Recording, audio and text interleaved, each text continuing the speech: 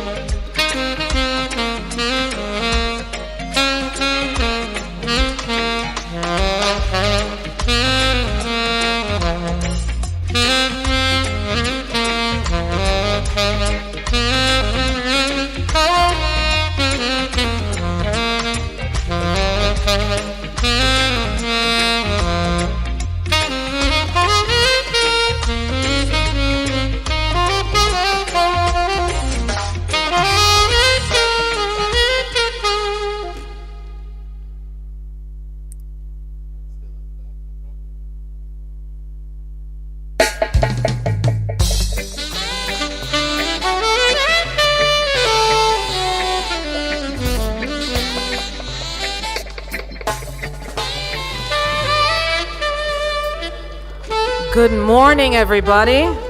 What a nice song to interrupt. I feel good. Of course, this is a feel-good morning. And so I want to welcome everyone here. We're talking this morning about servant leadership in action and transformation. And so I'm just putting you on notice, so to speak, that we will begin in 2 minutes, but it's again a good song to interrupt because we all are feeling good this morning. In our midst are some very, very special people, and in 2 minutes when everyone gathers, then I will reconvene and then we'll do the official welcome and introductions, and then we'll start the program. So you'll have 2 minutes to just settle. Thank you so much.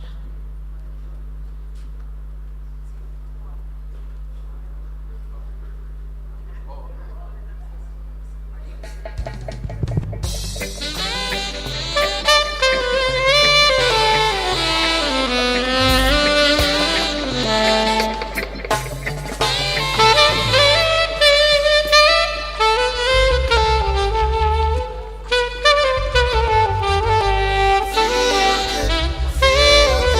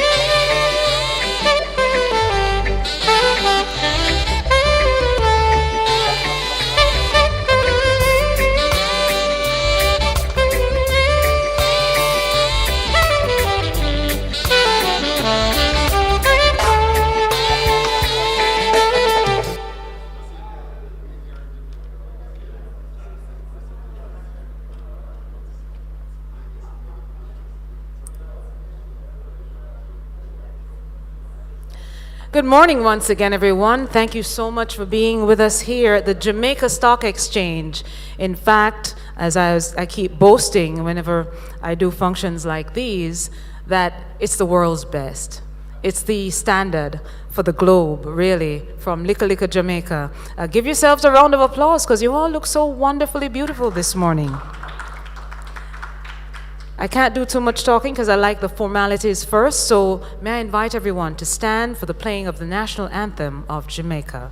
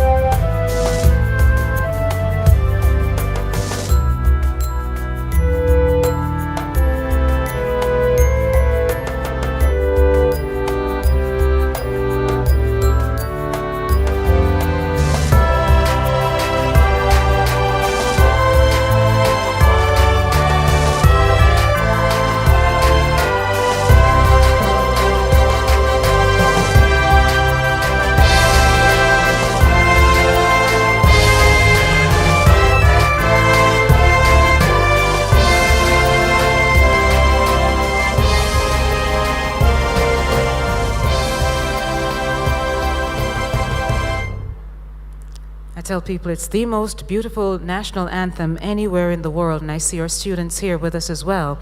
May I invite you to remain standing.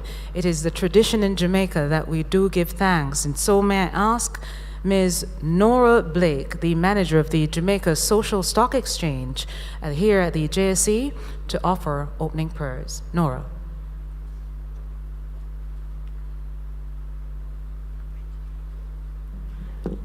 Good morning. Let us pray. Father, we come through the gates with thanksgiving and with praises on our lips. We thank you for this day, Lord, because it is a good day, a day that you have made, and we're here to rejoice. We rejoice today, Lord, because you have shown us the way. You came, you showed us, you lived it, and you have left for us in your word how you would like us to live in this life. You have said the greatest, Lord, amongst us is the servant.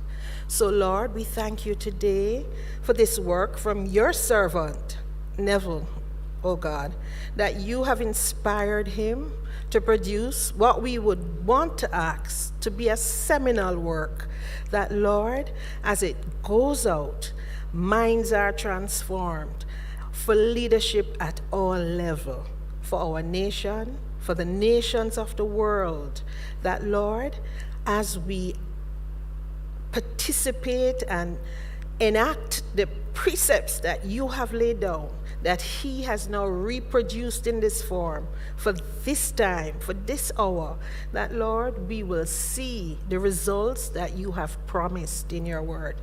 We ask now, Lord, that you would open minds to understand, bring revelation knowledge to all of us at all levels of leadership, and cause your servant, Lord, to feel happy, to be contented that he has been obedient to do what you've asked him to do, and the results, oh God, will bring all the glory to you. We ask these in Jesus' name. Amen. Thank you, everyone. You may be seated.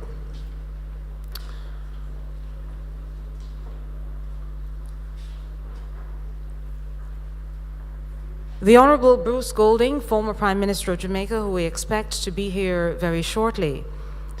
Our author and primary chief here today, and also chairman of the Jamaica Social Stock Exchange, Professor Neville Ying. May I also insert among us today a woman who has really worked hard and done a tremendous job in flying the flag of Jamaica high. Dr. Tricia Bailey, and I'm going to tell you a little bit more about Dr. Bailey shortly. Professor Gordon Shirley, he is the CEO of the Port Authority of Jamaica.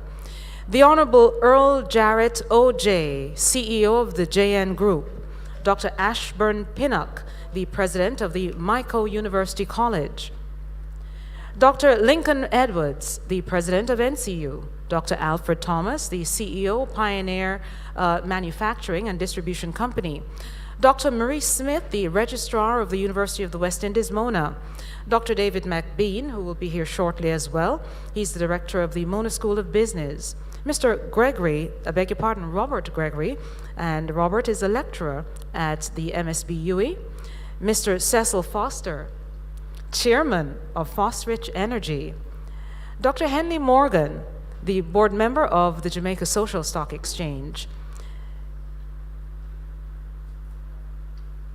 Dr. Marlene Street Forrest, the managing director of the Jamaica Stock Exchange, and of course, the world's best. Ms. Denise William, a board member of the Stock Exchange, the Social Stock Exchange. Other members of the management team of both the Social Stock Exchange and the Jamaica Stock Exchange, representatives from the Jamaica Library Service, members of the diaspora, viewers online, and the beautiful people here, including our students. Good morning to you. I like the morning, and I really sound like it's energetic yet, so if you don't want to say it to me, may I ask you to turn to the person next to you and just say, you look good. Good morning. All right, very good. Ladies and gentlemen, today we're talking about servant leadership and transformation. What is that really? Our author has so much to talk about servant leadership, half a century, more than 50 years in terms of serving Jamaica. He's written a book on servant leadership in action, transformation in motion. And we have several sector leaders here this morning who will speak to the concept of servant leadership and transformation. But what is servant leadership? It really looks at serving people and transforming people, improving the quality of lives of people. And I was speaking with Professor Ying earlier, and he said you must have a passion to serve people. I want to shift up a little bit our program this morning because we have a lady in our midst who is one of the best anywhere in the world. She's head and shoulders above so many people, and yet so unassuming and humble. She used to run. She was a track athlete. And I'd love if she would bring greetings. And let me tell you a little bit more about her. Dr. Tricia Bailey is one of the foremost businesswomen in North America. She's a Jamaican, a University of Connecticut alum, and is a successful businesswoman with over 20 years in the medical field. She owns 12 very successful companies. She's a co-founder and CEO of Bailey's Pharmacy and Medical Equipment and Supplies, where she provides love and care for the disabled. Can I also tell you that Dr. Bailey has graced the pages of Forbes magazine, Black Enterprise, Carib News, and so many others. She is a Jamaican. And for all those viewers who are watching both in Jamaica, the Caribbean, and across the world, may I ask you to just turn up the volume a little bit more as Dr. Bailey just brings 2 minutes of greetings with us here this morning, here as we are at the Jamaica Stock Exchange. Ladies and gentlemen, Dr. Bailey.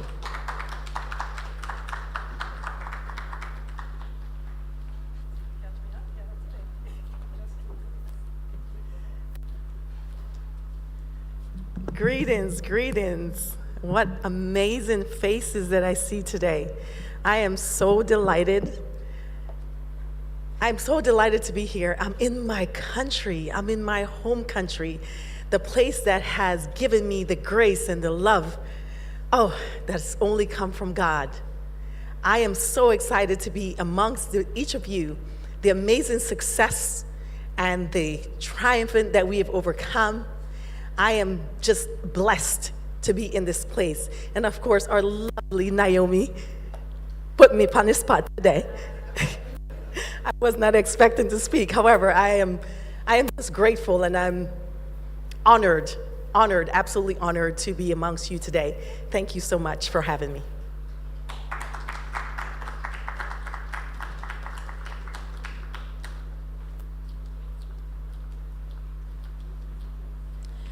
Thank you so much, Doc. We could not resist the opportunity to hear from you, even to say hi.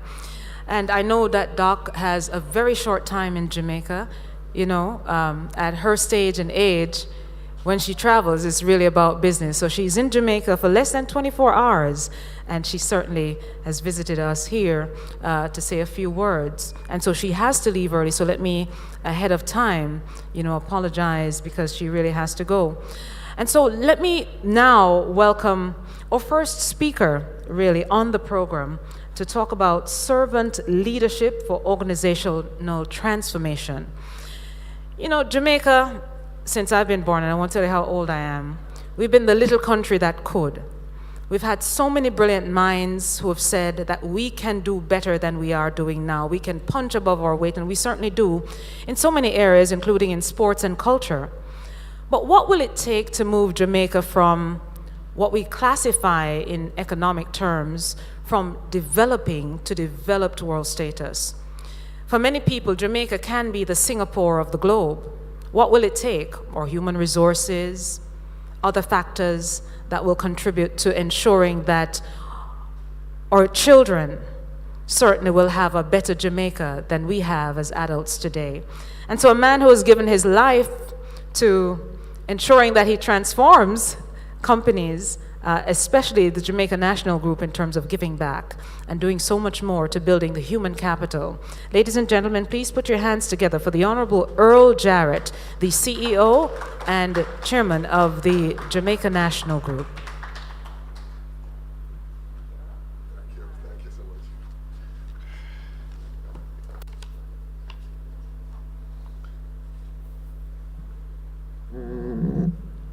Our Master of Ceremonies is Naomi Francis. Thank you. Professor Neville Ying, the author and man of the moment. Dr. Marlene Street Forest, Managing Director of Jamaica Stock Exchange. Family, friends, and colleagues and well-wishers of Professor Ying. Those present here and online, a very special good morning to you all. I must say that I congratulate Professor Ying on the publication of his new book, Servant Leader in Action, Transformation in Motion. The book is the second in a series on servant leadership, which follows the previous book, Shaping a Servant Leader, which is a book about Neville himself. Servant Leader in Action has significant relevance to practitioners, academics, and students of leadership. The chapter on strategic thinking represents the core elements, I believe, of the book. It gives clarity to Neville's contribution to the many organizations and causes that he has supported, and his experience as shared throughout the book. I agree with Neville that strategic thinking is critical in times of disruption and change, whether these are caused by natural events, new and emerging technologies, and global crises, or other unexpected changes in the world, such as bad government, bad governance, and/or conflicts generally. Strategic thinking is also relevant when there is no disruption, but simply in a blue skies thinking mode, where we're exploring new ideas and new opportunities for improvement and innovation, which is something that we need to continue to do here in Jamaica. Neville makes the point that strategic thinkers must be aware of the change in circumstances by gathering as much information as we can process. And this requirement has been enhanced by technology. I would like us to think back to just a few years ago and compare how we used to receive information on important matters. It was by way of receiving either a telegram, a telex, or a fax. And for many of us, the newspaper or libraries was the main source of the information required for strategic thinking. This supported the environmental scanning, which is critical for strategic thinkers that Neville speaks about in this chapter. Today, we get a significant amount of information from our mobile phones, as we're now able to see what's happening around the world in real time. And it therefore gives us an opportunity to really assess the environment fully as we think about strategic matters. Strategic thinking actually starts with thinking and the development of thoughts on a particular subject matter about the future or present or any problems or challenges that we're facing. Neville Ying refers to mental elasticity as opposed to mental rigidity. Mental elasticity means that we challenge the current order, and a strategic thinker is not wedded to the old or current order. This is a challenge for many of us, for many persons who are transactional in nature, and what I call transactional thinkers, who just are able to process transactions on a day-to-day basis, effectively routine task thinkers, who are not strategic thinkers, not the kind of skills that we need in Jamaica at this point in time. Neville Ying brings strategic thinking and strategy development to using the scientific methods, which includes observation, the development of an idea or hypothesis, the process and testing of that idea, the development of a theory, use of the learning to influence public policy. That is the development of laws and regulations, and ultimately the gathering of capital, both people and financing, and finally the successful implementation and management. And I should spend a few minutes talking about Neville and his work in policy development. In every encounter I've had with Neville, he always resorts to how we're going to influence policy. Because by the development of new policies, you're able to influence permanently his ideas as a means to make a change in Jamaica. These steps can certainly change the world. And in many ways, Neville has done that through many institutions, such as at the MICO, at the University of the West Indies, at the Jamaica Diaspora Foundation and Institute, and at the Institute of Management and Production, and here at the Jamaica Stock Exchange, and other entities. He has certainly, through his strategic thinking and blue skies thinking, been able to influence and change the outcome for many, many years to come.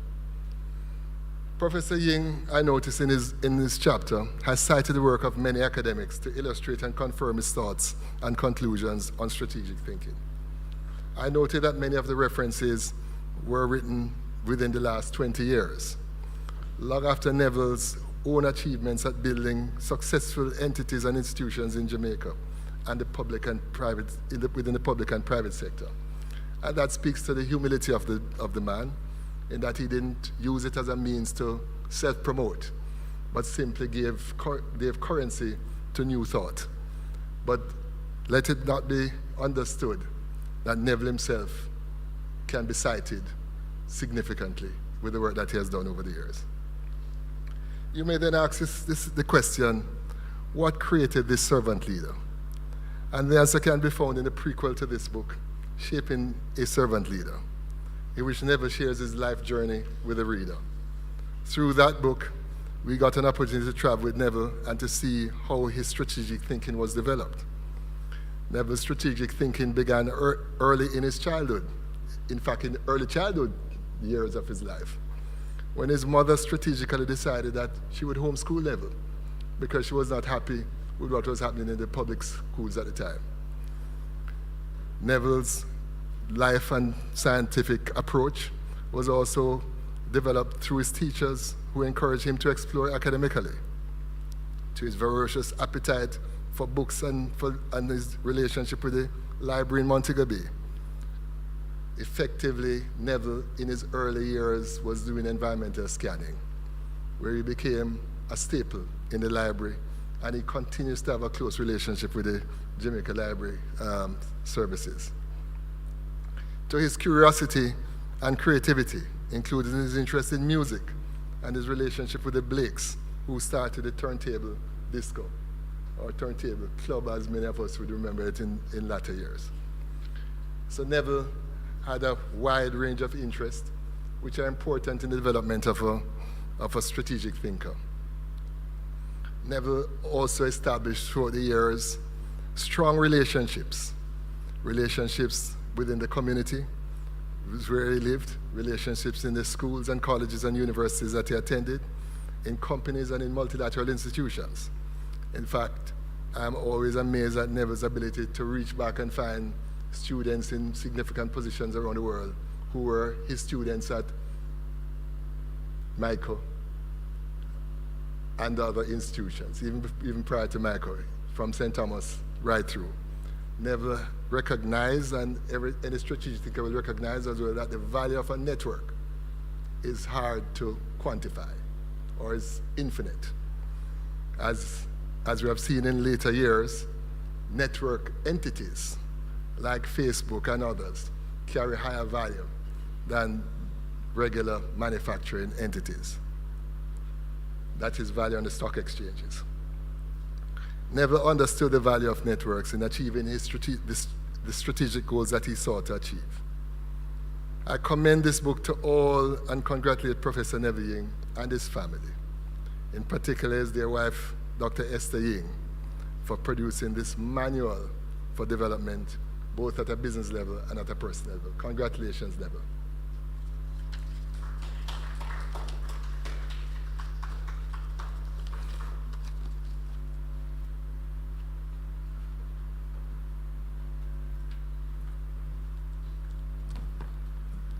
When you get to my height, I always have to adjust. And that's a big part of servant leadership, adjusting, right? Thank you so much, the Honorable Earl Jarrett, for those kind words and the perspectives, really, on the issue of strategic thinking, creativity, and innovation for uncertain and unpredictable future. And it's interesting that you say, the first step in strategic thinking is to think. Some people would do it in so many different ways, but really the first step is to just come up with something, think, and then it will be done. So thank you so much, Prof. But you know, the thing about Jamaica is that we have lots of ideas, and I like how we start. Just think first, and then we can figure out how we put it in action. And we're going to talk a little bit more about that too. So thank you, Mr. Jarrett, for those kind remarks and perspectives. And now, ladies and gentlemen, let's move to Mr. Robert Gregory. Robert is a lecturer at the Mona School of Business and Management. Is he here? I haven't seen him though. That's a good one. Is there? I saw someone from Mona School of Business who is here, but I haven't yet seen Robert. All right, so because he's going to talk about the conversational competencies and engaging in diverse personalities to achieve sustainable resilience and development. Oh, he's doing it virtually, but look at that. You see how we're integrating everything? That is very nice. He's on and ready, gentlemen? He's on. Well, may I say good morning to the entire leadership and to the students who are transforming the business space from Mona School of Business. So, Robert, good morning, and thank you for joining us this morning virtually as you speak on conversational competencies, engaging diverse personalities to achieve sustainability and resilience.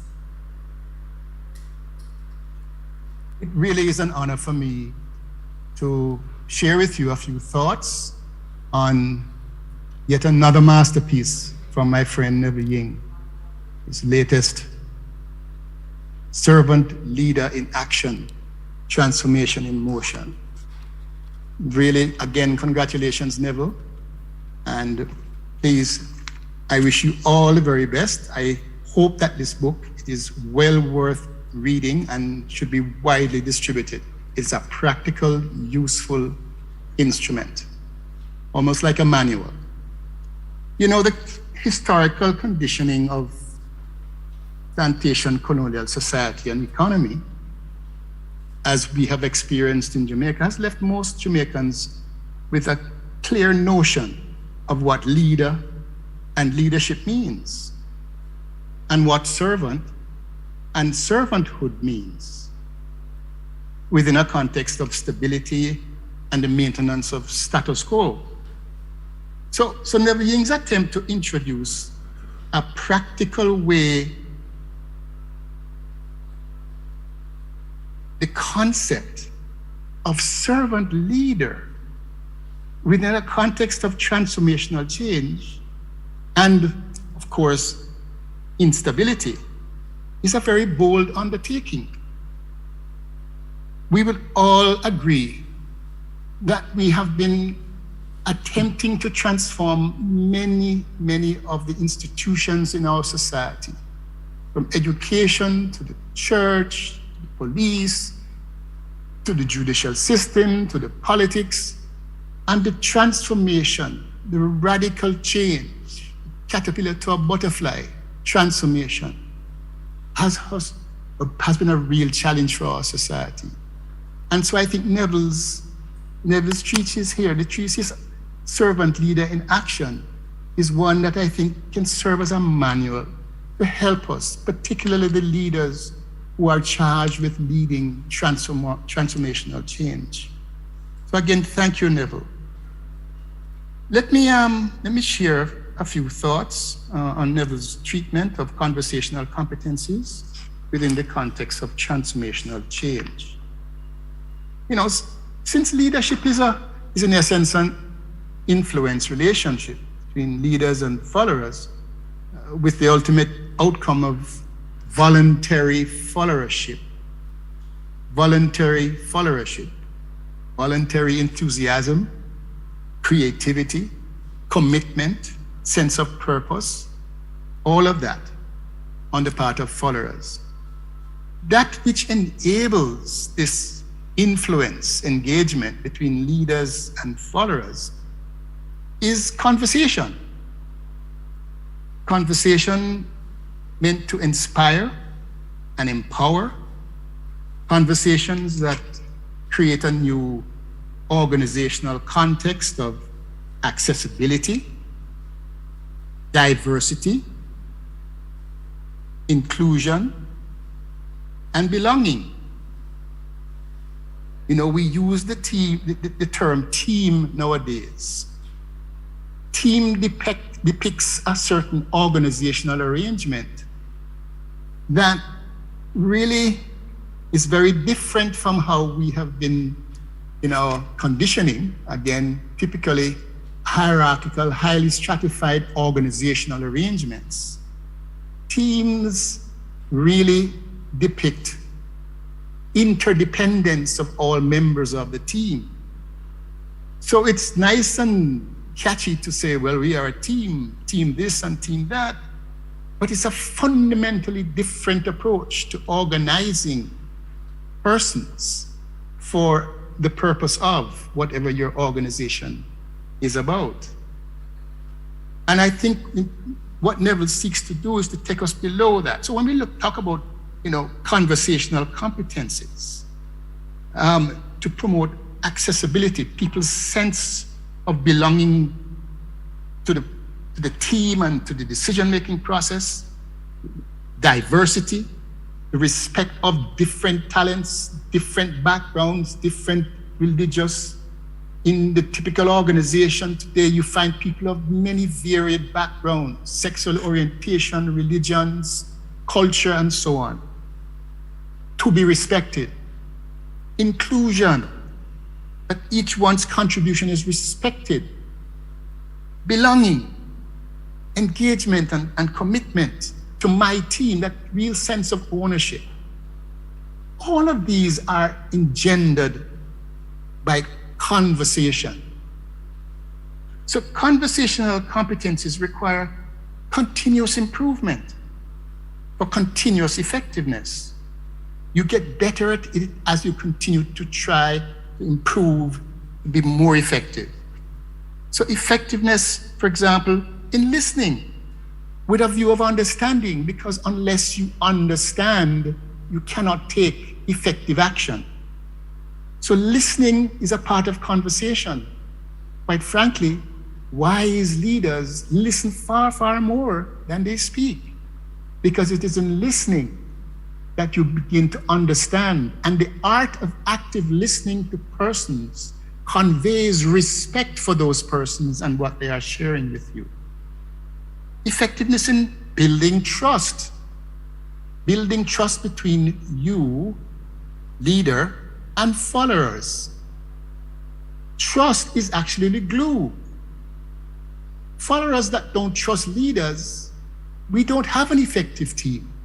We have leader and we have followers, but nothing happens. There's no transformation in motion. There's no active sense of engagement. Nothing happens. What you basically have is an organization where the not trusted leader gives instructions, people follow it, they do what him tell me to do, but nothing really gets achieved. And certainly nothing called transformation can be achieved. So trust is critically important. The building of trust in part happens through conversation. Effectiveness in building trustworthiness by leader demonstrating their commitment to action, to fulfilling their promises in not only word, but in terms of deed. So the historical conditioning has been a really significant thing. And to listen to how Neville has cited his own experiences in effecting transformational change is something well worth looking at. As I mentioned before, this is like a manual, a practical manual for all leaders, 21st century leaders in the context of Jamaica, who have been charged with leading and managing transformational change. So again, I congratulate Neville on this wonderful piece of work, and I wish him all the very best. Thank you very much.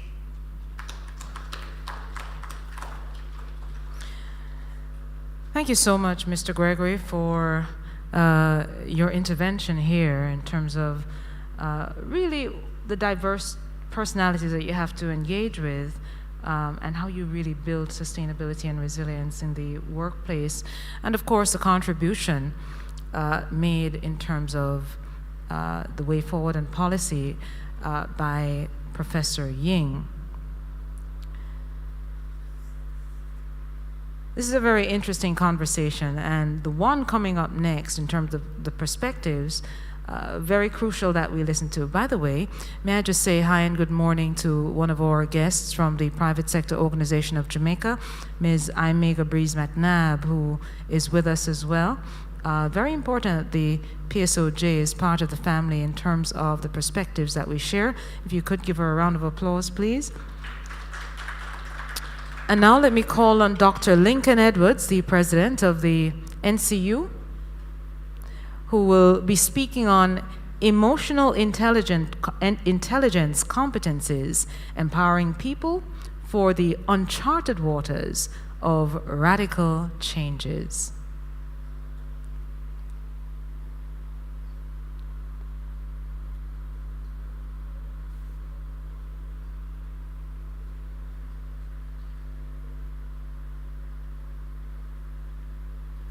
Good day.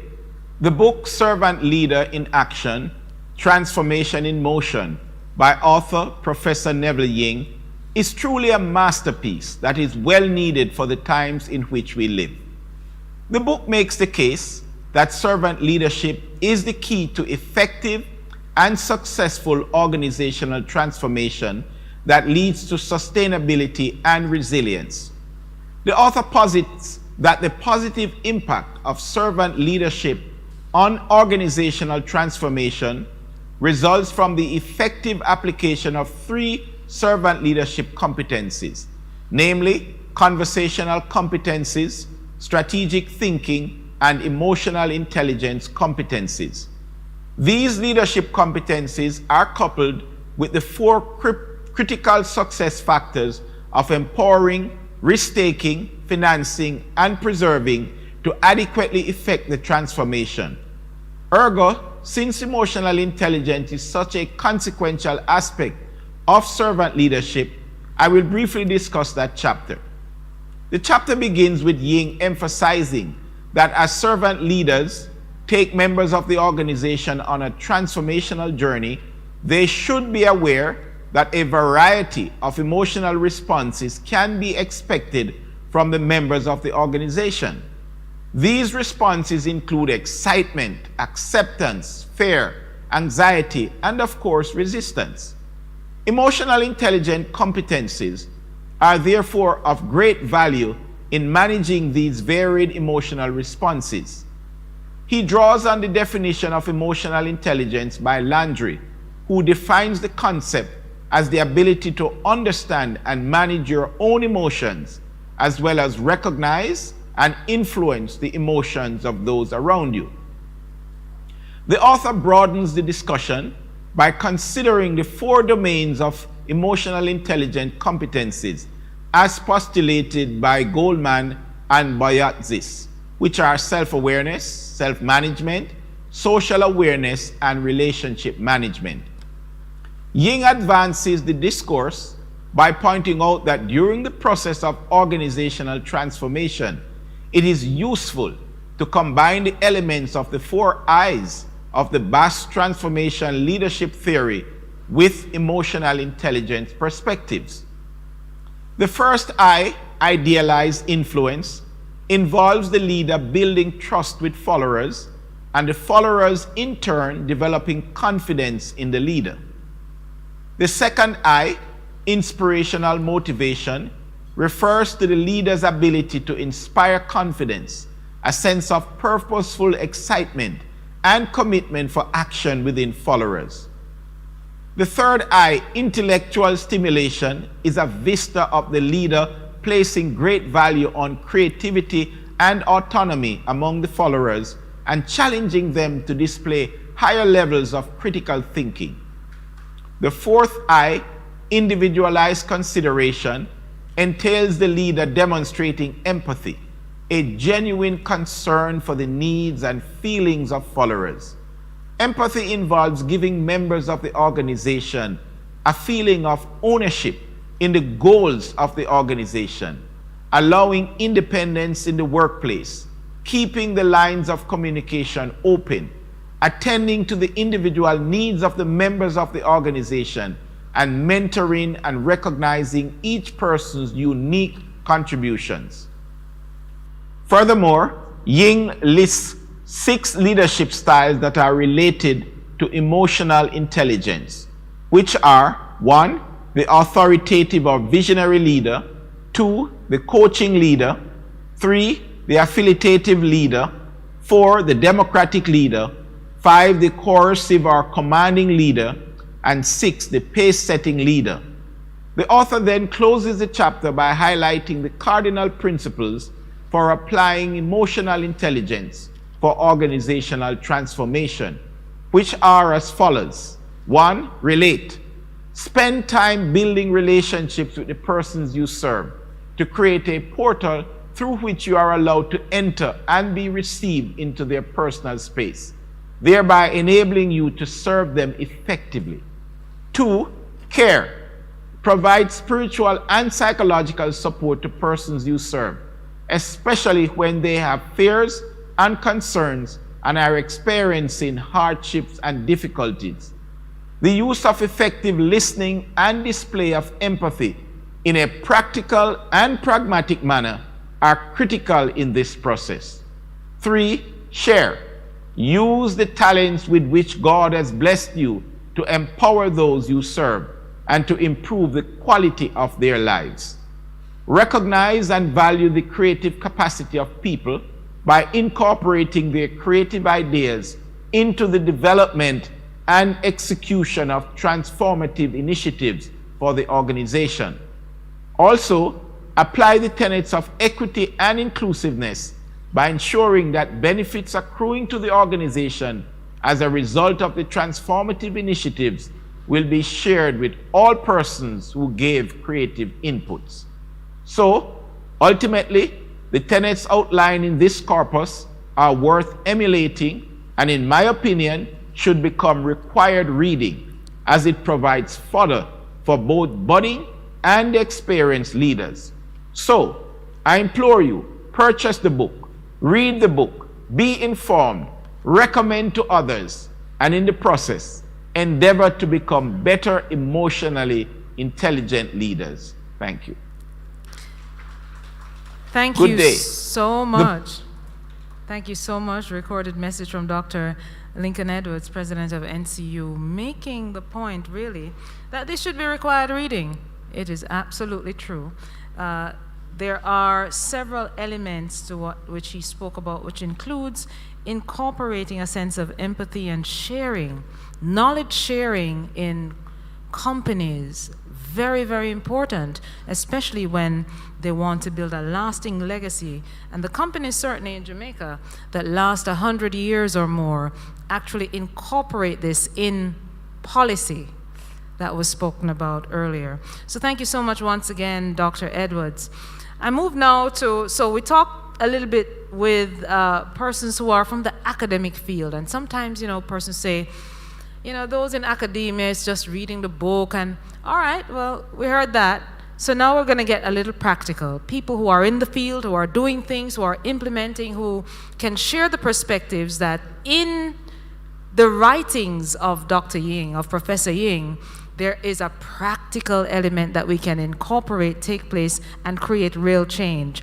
So to talk about critical success factors, a transformational roadmap to sustainability and resilience, may I invite Mr. Alfred Thomas, the CEO of Pioneering Manufacturing Distribution Company Limited, to come to speak with us. Hello, Alfred. Good morning, everyone. Honorable Earl Jarrett, nice to see you, sir. Dr. Marlin Street Forest, nice to see you. I'm on the ground. Prof. Ying, congratulations. And let me declare right here, as a student of MICO, many, many years ago, the MICO, Prof was my, and his wife, Lady Esther, they were the supervisors of my math thesis. And so as a result of that, I was able to earn an excellent grade from that involvement. So the whole matter of transformation started from there. Distinguished ladies and gentlemen, those persons who are watching us on the platform, good morning, good morning, good morning. The book, Servant Leader, and I have my copy here, An Action Transformation in Motion by Professor Neville Ying. It's a big hit, a solid hit, and I'm imploring people to buy the book after I've told you the experiences that we have adopted while we were developing our company. Servant leader, a leadership philosophy in which the goal of the leader is to serve. You must have that with you. Servant leader in action. Servant leaders often place the needs of the people of their organization ahead of their personal needs, and they also honor people and programs and not politics. Servant leadership encourages diversity of thought, creates a culture of trust. We have that at Pioneer. Has an unselfish mindset. It fosters leadership in others. You must have that as a part of your development. Transformation in motion means that all the people in the organization are moving in the same direction. And that's what we do as a 16-year-old company on the landscape here in Jamaica. Prof asked myself and the gentleman from Fosteridge, Mr. Foster, to look at this part of the book. I will do empowering people and risk-taking, and Mr. Foster will do another part. I will relate my experience at Pioneer Manufacturing, PMD, to two critical success factors, and those of empowering people. From my vantage point as the CEO of the company, a very dynamic Jamaican company, we focus on the following key strategies to empower employees: involvement in problem solving and decision making. Every Monday morning, as a team of persons who I lead, they are given the opportunity to let their creative juices flow. As a result of that, we gain employees' trust and encourage them to use strategies in whatever they do. Ms. Campbell, the lady who's at office at 6:30 in the morning, she's empowered, and she is as important as everyone in the organization, because when we get to work in the morning, the coffee is ready, the tea is ready, and everybody's office has air freshened area. So the place is clean and you just go to your desk and they're ready. Provide employees with opportunity to develop and expand their creative capacities and important decision on their own. We do not micromanage based on what we have in terms of empowering people. So as a CEO, I have an open door policy, and we do not micromanage, and everyone at our company adopts some of the principles that are being pushed by this awesome book. In relationship to empowering people, we believe in the value of internship. So for the past 7 years and maybe 10 years, we have been partnering with the Mono School of Business. And what do? We take interns from the Mono School of Business, run them through different departments of the company, and at the end of the day, we decide, wow, we give them an opportunity to come in as an intern, and we allow them the opportunity now to join our company. Our business development manager right now has been with us for 9 years. She came to our company as an intern, and today she helps us to make big decisions. She joined us after the MBA program at UTEC, at UOA, did excellent in her job. She finished her MBA at 23. Now she's 32, and she's the business development manager, and she's also the executive secretary of our board of directors. She is doing well. We also, because of the structure of our business, partner Prof with the UTEC School of Engineering. And we take engineers from UTEC, because we are in all manufacturing companies in Jamaica, and we need chemical engineers. We need mechanical engineers. And because of the internship program, we are able to work with the School of Engineering, take the interns in, and then we employ them. And at the moment, we have 6 of them on our staff who are in different areas of the company, being empowered to make big decisions at major companies in Jamaica. Right now, there's a large company, Caribbean Broilers. They are in the final throes of this large plant. And our engineers are out there managing the wastewater. And these are young 24, 25-year-old persons who are empowered to represent us out there because they are empowered, and we are not out there because I can't be all over the country with them. And they are empowered to do what they have to do. For the MBA program from UWI, what we have done is that we have employed people in marketing and also general management. Today, we say servant leadership is in action. And I implore Jamaican companies, Jamaican managers, Jamaican CEOs to read this book, because Prof, with his experience, has brought a lot of practical examples in the book that he has placed here for you to read, and we are sharing. Now I go to the matter of risk-taking. PMD has taken calculated and deliberate risk. In 2006, when we formed the company, Colgate was changing their mode of operation in Jamaica from a legal entity to a distributor. They were selling some of their regional brands, and I'm sure all of you in this room have used the brand Chlorado. I had the cash, and the company was new.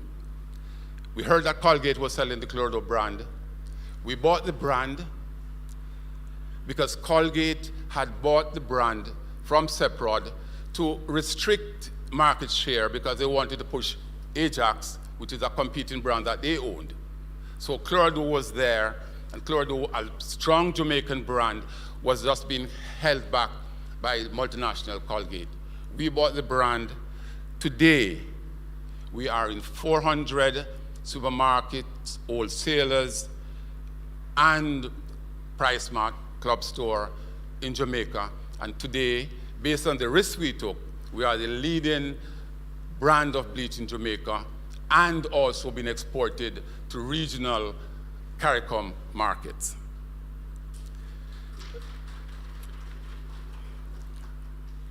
We at Pioneer, a Jamaican company representing one of the largest chemical companies in the world, JSE, are calculated risk takers.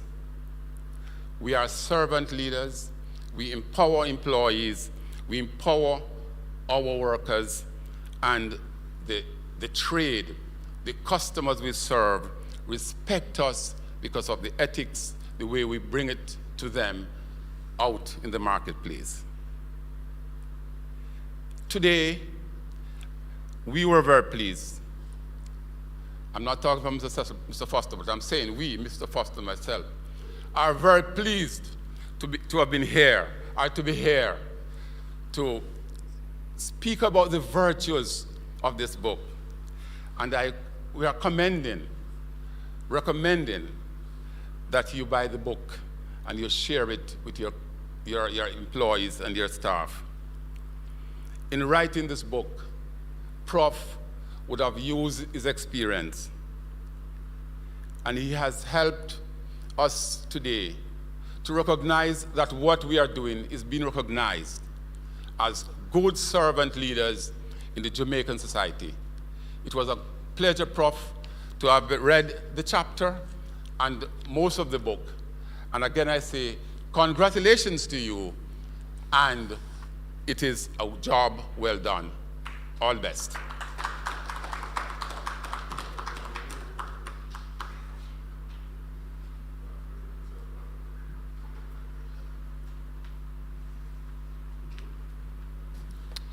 Cecil?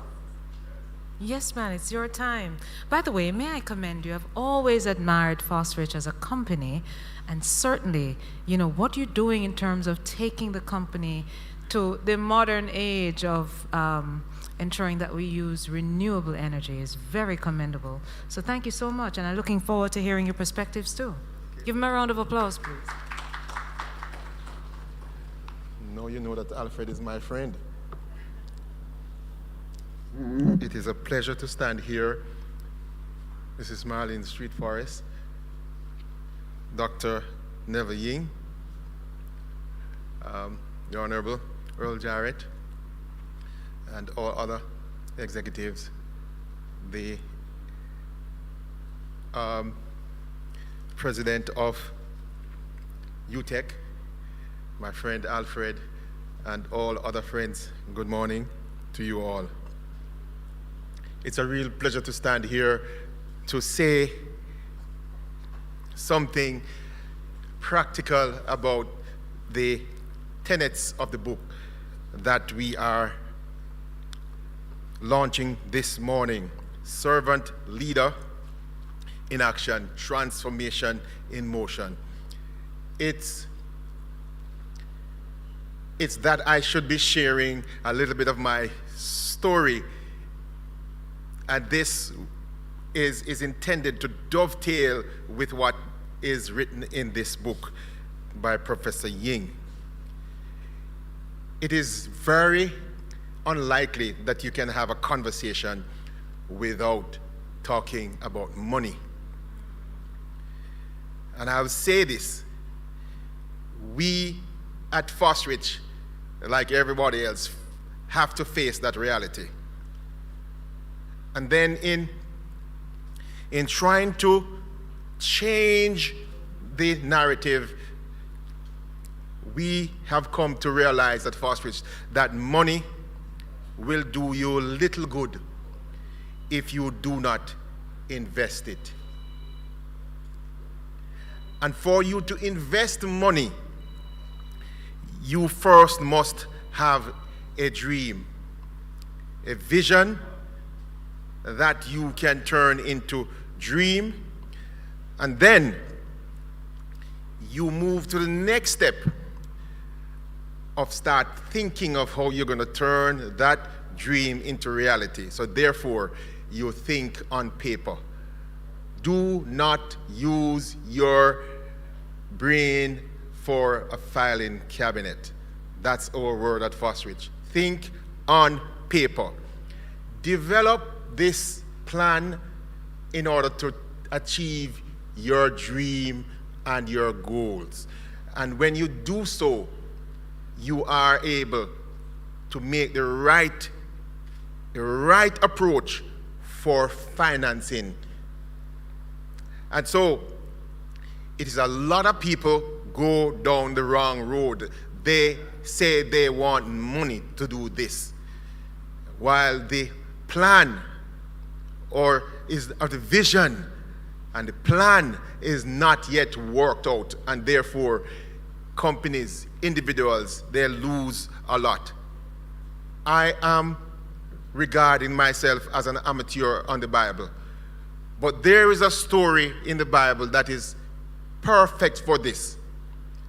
This youngster approached his father and said, "Give me my portion of what you want to bequeath to me when you die. You are still alive, but I want it now." And his father gave him his portion, and he went with the money. And we know what happened. Before long, he spent it and spent it and spent it, and then he was now eating alongside the pigs. Without investing your money, you are never going to succeed. And without having a vision, you are going to be investing in the wrong thing. So your plan must be the fundamental part of what you do before you try and get whatever resources you need to make that investment.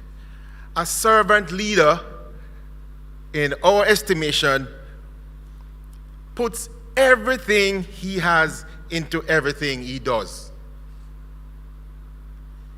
The capacity that we are gifted with to think, to plan, and to execute must be a part of what must be the driving force for your action. And so you dig deeper as a servant leader. And that's what we do at Fosrich every day. We speak in our boardrooms, we speak in our offices about shedding blood, sweat, and tears to get the job done. And that is one of the reasons why I think we have so many individuals who are like 20 years now employed to the company. And that is possibly why HR said to me recently that they have not seen, they have been inundated with requests for employment, because the story is told of the fact that we give people an understanding that when they come to the table, they bring their whole self to the table and not just the need for things to be handed to them. And so we encourage people to dig deeper, go farther. A servant leader in motion takes a lousy job, we tell them, and turn it into the best job that they ever had. Give it your best shot. You will be poor if you do not give it your best shot. And so the final point on financing, it is clear that what happened in our company at Fosrich is because of what I just said. The fundamentals, which are also written in the book, were put in place, and then we financed that. And so you see the Fosrich move from just over $1 billion in revenues in the last, when we went to public 4 years ago, and now it is almost $3 billion in revenues, because we took that stance, and Professor Ying has written that in his book. He who works, it says, with his hand is a laborer. He who works with his hands and head is a craftsman. He who works with hands, head, and heart is a servant leader. The final point I will say, there are some preserving principles that we have built our operations on at Fosrich. Fairness and honesty. We have etched those in our way of doing business, and that is fundamental to our reaching where we are today. What we have said, we should always do more than what we are paid for. This is to make an investment in our future. That is what servant leaders do. People who just do the bare minimum will never lead and leave a legacy to follow, or a good legacy to follow. And the final point, communicate your leadership through the value of your success. That is what people will see. What are the values that drove you, or you executed in becoming what you have become? It is very important. And I say, I am so happy when I saw the tenets of this book, Professor Ying. I recognize that he was not just speaking from a point of writing this book from obscurity, but he understands exactly what happens on the ground. And we are very, very pleased this morning to say, go and get this book, use this book, and implement the strategies, because a lot of these strategies are being implemented by companies like PMD and Fosrich, and we are seeing successes. I thank you.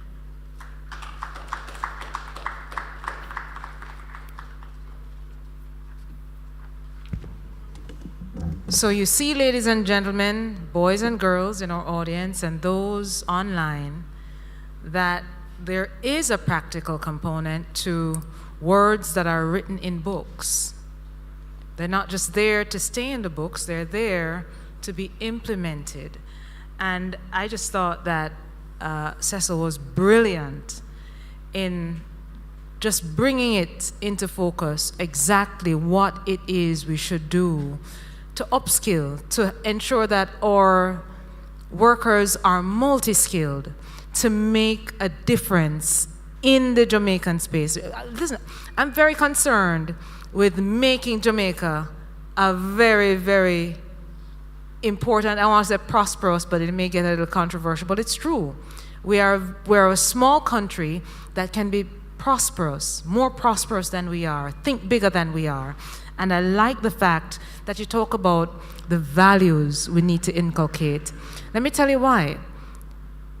Our problems today are really centered around how our young people understand success and values.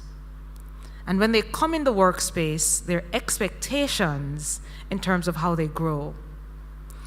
Because many think that success is an overnight thing, and that you have purposefully and intentionally ensure that you have some of these tenets and values in your company. It's critical because it means that anybody who comes in your company is transformed in terms of their thinking, their attitude to work, and how they produce. So thank you so much. I enjoyed it. Thank you so much, Cecil. I really appreciate it. We're going to move now, ladies and gentlemen, to a section of the program on organizational transformation. Later on, we're going to be entertained by Mr. Daniel John Jackson. But for now, let's go to a presentation on organizational transformation in motion, moving from ideas to action.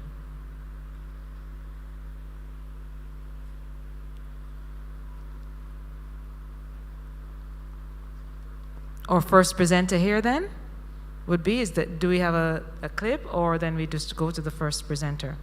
All right, so let's go to the first presenter in this section. And our first presenter is none other. People say she really doesn't need any introduction. They aren't lying, it's true. What a humble lady who really has a lot to give to Jamaica.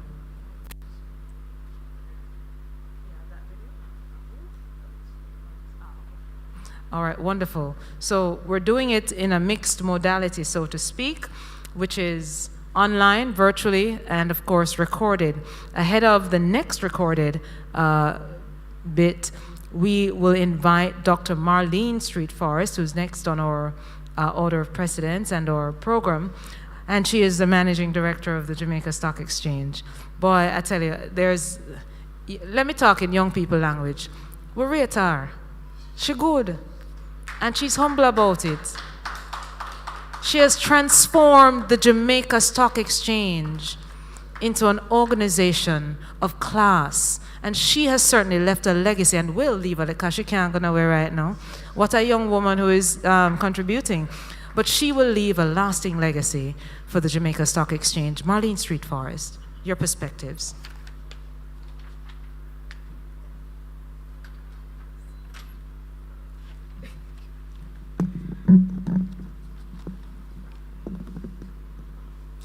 Professor Neville Ying, Honorable Earl Jarrett, ladies and gentlemen, good morning. Boy, that one don't sound good. Good morning. Good morning.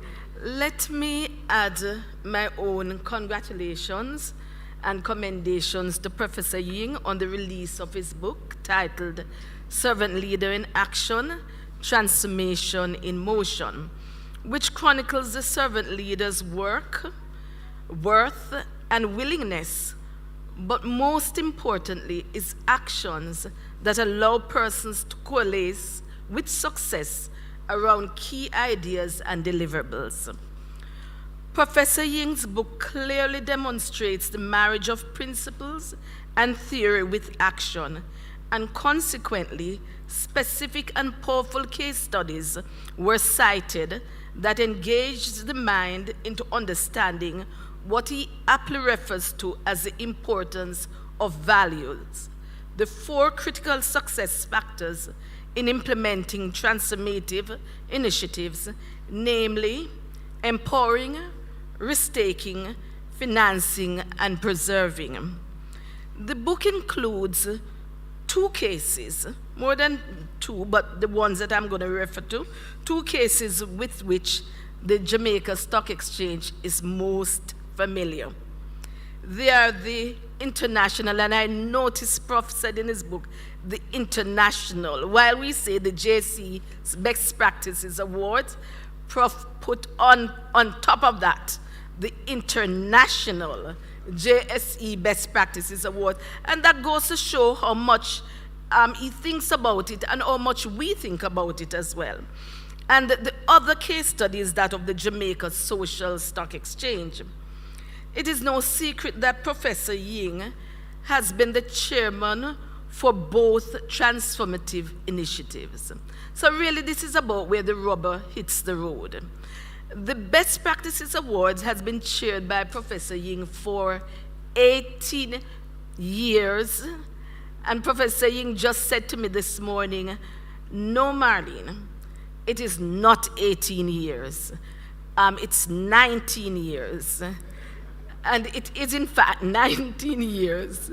And brings together a cadre of volunteers committed to improving the landscape of listed companies in the pursuit of excellence and transforming companies from ordinary to extraordinary. So this is what it does.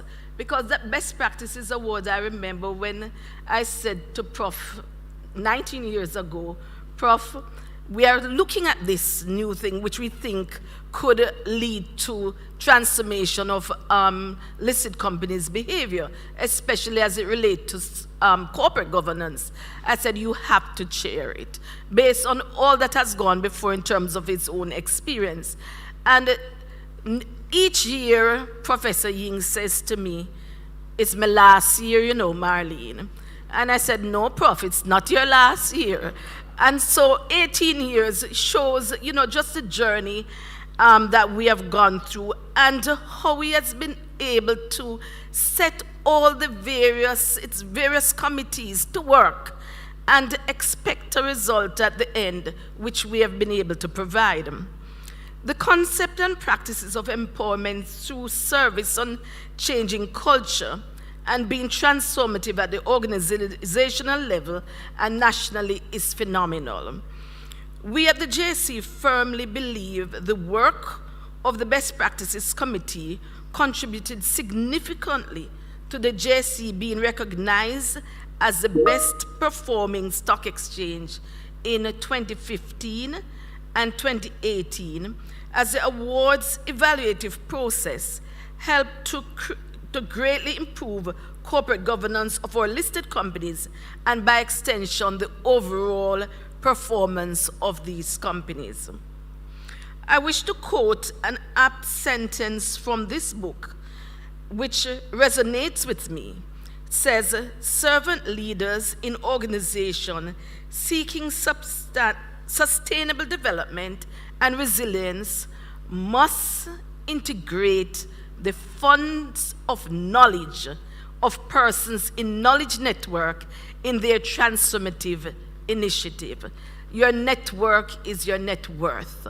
And whilst we can bring those forces together, which we have seen demonstrated for our best practices committees, that makes a real big difference. And I'll say a little bit more about the Best Practices Awards Committee. It does not just harness the knowledge of persons from all backgrounds, such as academia, finance, tourism, legal, and others, but it brings this sort of energy of each person together to allow for the success that we have had over the years. One can agree with Professor Ying's third component of the factors of critical to success, which is building organizations that are financially well-sufficient to give them greater degree of freedom in designing and implementing transformative initiatives. In an age where there is scarcity of resources and country and businesses are deeply concerned about sustainability, financing becomes a key element. And we have heard that from Mr. Foster, that financing is key for Frostridge. To quote from the book, social sector organizations have started the trend of moving from total dependence on donation by building themselves into social business enterprises to make them more financially self-reliant. As a servant leader, there's no doubt that Professor Ying accepted the mantle as chairman of the JSE Social Stock Exchange, and this is the reward for good work is more work. So when we saw that, there was such good result from the Best Practices Committee, obviously, yes, the first thing to do in terms of critical thinking is to think. And then I said, who should I call on for this, again, innovative and transformative, what we thought would be a transformative project. And the Professor Ying was once again called on. This initiative requires a committed group of people, in fact, servant leaders in action, transformation in motion. And it is difficult, as we know, in order to garner finance. But a lot of the discussion around those persons that have been put together in terms of committees and in terms of the board have been grappling in respect to how do we finance the social stock exchange. And that continues to be a question, because we know that the financing of the social stock exchange, of projects on the social stock exchange, will lead to improvement in how work is done and financial freedom for many of these entities. Therefore, Professor Ying, I want to again thank you for your service to Jamaica Stock Exchange and the invaluable benefits we have received from your critical thinking, your engaging dialogue, and the rallying of the human capital to give of our best and aspire for excellence. Say another way, social growth through partnership, which you have, it's replete in the book that you have just written. The contribution of this book is not only timely, but essential. Servant leaders in action, transformation in motion. It will be in our eCampus library. We are committing that, or recommending that persons go out and buy this book, because it will be important to changing how we do business. Thank you.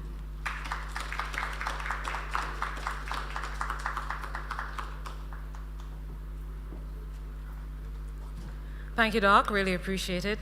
Finally, I don't have to adjust too much either. The reward for good work is more work, indeed. Thank you so much. And yes, it will be required reading. Well, we call it required reading, but it will be available at the eCampus of the JSE. And now let me turn over to Dr. Marie Smith. He's a registrar of the University of the West Indies Mona campus, and he'll be speaking on financial self-sufficiency for higher education institutions, a case study. Doc, he's online. Everyone, I see them looking around. He's online. I told you we're blending the presentations today. So, Doc? So here's another text that is produced by Professor Neville Ying, an eminent scholar, an erudite thinker, a thought leader. And the Mona School of Business and Management has found its way into his new book, Servant Leader in Action, Transformation in Motion. Interestingly, the author identifies and celebrates 4 critical principles: empowering, risk-taking, financing, and preserving. And he brilliantly weaves these principles into the infrastructure upon which the Mona School of Business and Management has been built. Those of us who are within the university community are aware that the Mona School of Business had its genesis in the Mona Institute of Business. Then it became the Mona School of Business, and then it became the Mona School of Business and Management. That model has been replicated right across the region within the university community. Our Professor Ying, our author that we celebrate today, speaks intensely about new programs of the school, institutional capacity building, policy development, and intra-faculty and with external partners, research, entrepreneurship, ICT infrastructure, the quality imperative, the development of the human resource, all critical components for what we now know to be a viable entity, perhaps one of the few financially viable entities within the university community. And so, as we celebrate our author today, we thank him for not just his leadership, but we thank him for the academic contribution that he has made and the literature that he has provided. Happy reading, and once again, Professor Ying, thank you and congratulations. So, all right. Thank you, Doc. Very succinct, but very impactful in terms of looking at that financial self-sufficiency that Professor Ying spoke about. Another aspect of his writings, and certainly his lifelong work in terms of human capital development, core values for sustainable and resilient organizations. This is certainly something that Prof has really been a pioneer on. But Dr. Ashburn Pinnock, president of the Michael University College, will be able to give a little review on that in the case study. Doc, good morning to you. Well, it's now afternoon. Good afternoon. Thank you. Thank you, Ms. Naomi. Distinguished guests, good morning. Good morning. I know we haven't eaten lunch yet, but I think we need to, you know. Oh, that is why. Good afternoon. I am honored to address you at the launch of what is undoubtedly, at least for the Michael family, the most important book written this year. If you have not yet read this book, I encourage you to do so. There's a lot of brain food that you will find very useful, and there are a lot of tools to reframe your thinking on issues of leadership and organizational success. I've been asked to specifically address the balancing and preserving core values and responding to change. Professor Ying is spot on when he, in his overall topic of servant leadership, featured core values as a takeaway. In a time where we are in competitive mode and where leaders are arrogant, his servant leader book comes at an opportune time. Prof. Ying, insistent on core values, is not just a chapter in his book, but his influence at the Michael and in the various capacity is well known. In fact, as early as my interview session with Prof. Ying, when vying for the presidency, he brought up the issue of core values. And is one thing I walked away with from that interview is the importance of the core values of the Michael. And I was unfortunate to see and have some experience of this book before it was even in his first draft, because he consulted with the president, because Michael has to take some center stage in his work. If you know Prof. Ying, you know that the second word that comes from his mouth when he's speaking about life is the Michael. There's an old cliche that the only constant is change. The world is always evolving, as we ourselves have always been evolving in our own institutions. And we understand that effective change is critical and important to life. Whether change is internally or externally driven, it runs the risk of disrupting an organization. And if the structures are more importantly than the ethos and change, if this is not in place, then you are in serious problem. In times of turmoil and upheaval, Prof. Ying encourages individuals, like organizations, to turn to what they know, their core values, their foundation, the genesis of their being, and the foundation on which they stand. Just as your personal trainer will be insistent that you strengthen your core to keep your body in alignment and to act as a stabilizer, Prof. Ying also believes that organizations' core values or the essence of the stabilizing mechanism. Those who grow up in the church but have strayed from the path when they face with disruptive and uncomfortable situation will call loudly on the Creator, and sometimes their parent. They go back to basic, they go back to roots. In other words, they return to their default position. They call upon their core, their value system, to stabilize them when the boat is being rocked.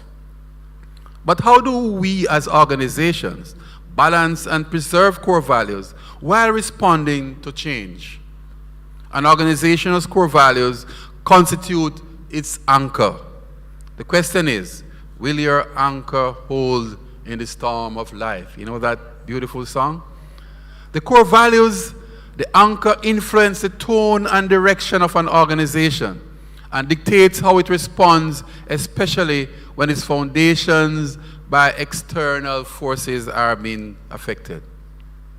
Prof. Ying expressed that because change is inevitable, organizations must equip themselves to be able to weather the storms by leaning on their foundation for stability, while at the same time being responsive to the prevailing and often disruptive winds. This is the only way to guarantee sustainability, relevance, and longevity. And the Michael can attest to this. This is where the concept of the servant leader becomes critically important. The servant leader must lead, not just delegate. To do this effectively, he or she must be armed with certain skills and approaches to maximize the success of the entity. It is a servant leader who must shepherd the organization through tumultuous times and sometimes uncomfortable change process. Prof. Ying emphasized that the effective and successful servant leader must be able to employ strategic thinking, emotional intelligence, competencies, and conversational competencies. He maintains that a strategic thinker must be able to forecast and project how issues, wider environment will affect the organization and how the organization should best respond to these changes while preserving the integrity of the company's core values. The successful servant leader must be emotionally intelligent, capable of giving the team the appropriate empathy and focus where needed on fuel that coalesce the energies of the team. Oftentimes, insufficient focus is given to constructs such as fear and anxiety, and if they are not properly managed, they can significantly impact the tone of the operations and the output of the organization.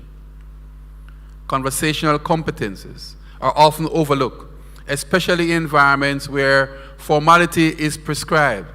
However, conversations are critically important. Most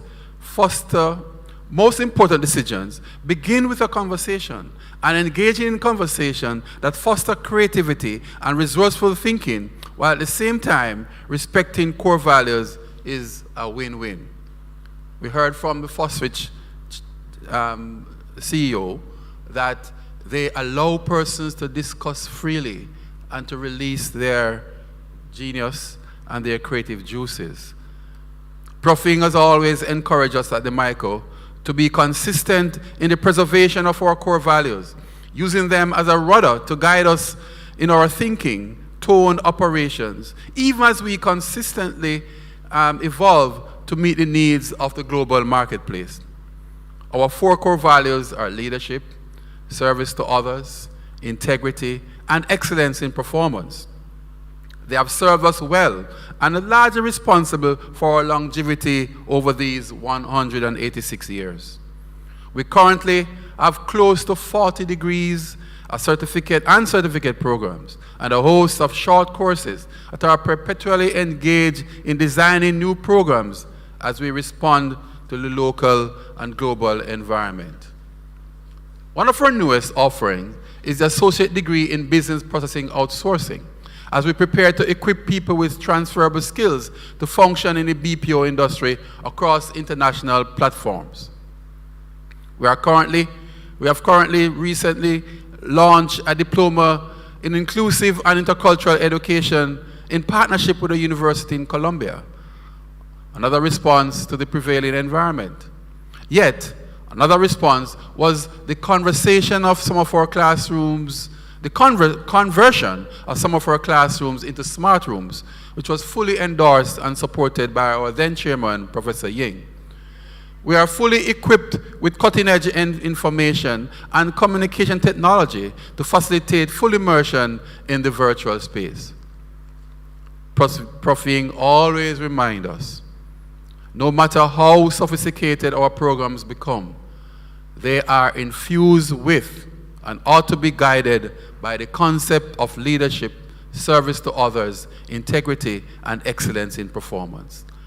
Like other entities, we were impacted by the COVID-19 pandemic and were forced to restructure our game plan.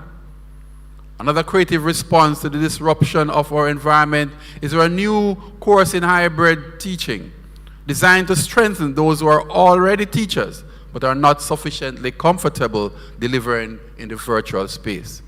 We recognize that if we embrace the new normal, or the better normal, as they say, we are also mindful that this is critical to our consistent and our future. Friends, in the final analysis and the presence of change, especially disruptive change, we must reorganize and retrofit in order to guarantee our relevance. It is a revival of the fittest that will stand.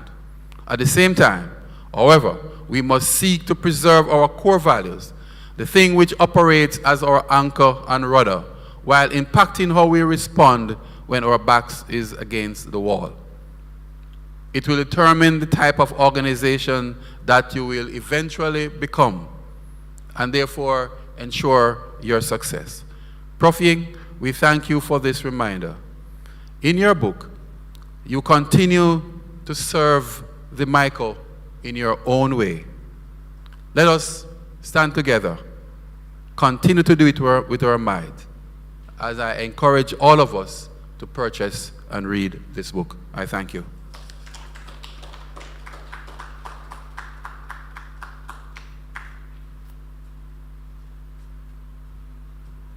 Doc, thank you. And your words, your analogies certainly brought it home too, concerning exercise and how you build muscle. And truly, will the anchor hold when you get into choppy waters? Very well done, thank you, Dr. Ashburn Pinnock. And now, ladies and gentlemen, just to ease the monotony of talk and perspectives, as we prepare to hear from our author, I believe it's 8. Is this the 8th or 10th book, Prof? Whole heap of book that he has written, right? And and counting. So, ladies and gentlemen, please put your hands together as we welcome for a little musical interlude, Mr. Daniel John Jackson.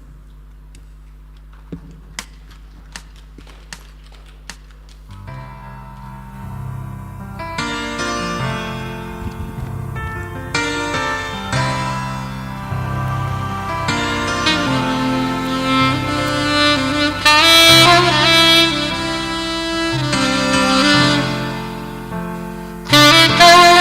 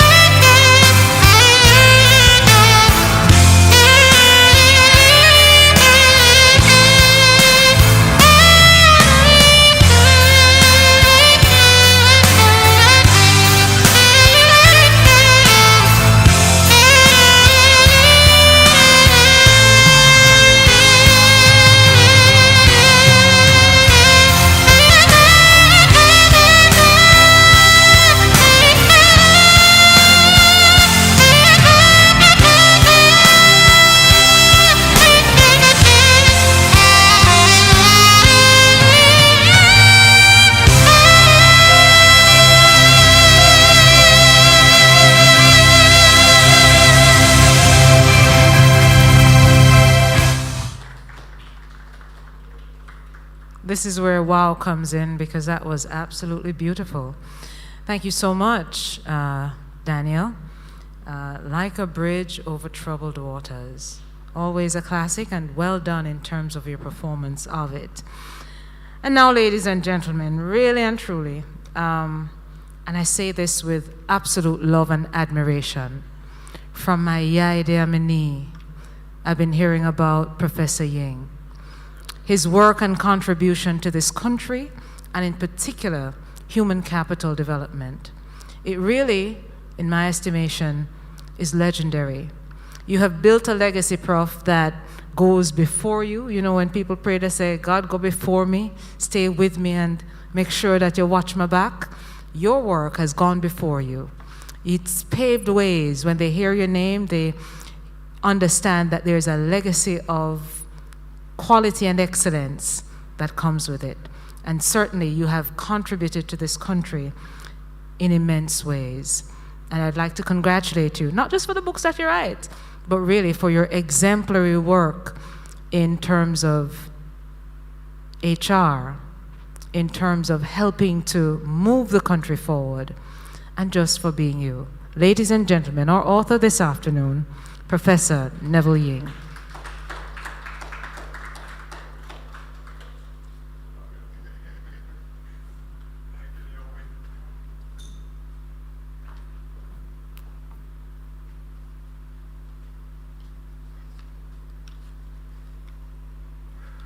Ladies and gentlemen, brothers and sisters in Jamaica and in the diaspora globally, greetings. It's really a pleasure to have you join us for this launch of this book. And I really must thank the Jamaica Stock Exchange for actually being the host today. One of my professional colleagues said to me, the only thing that people of your age has to offer is wisdom.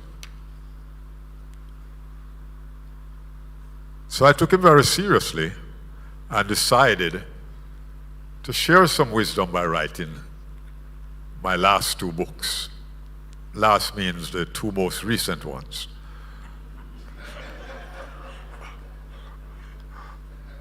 So last year, I decided to write a book called Shaping the Servant Leader, in which basically what I did was shared my experiences from a child to elementary school, to college, to universities, and in my early working career.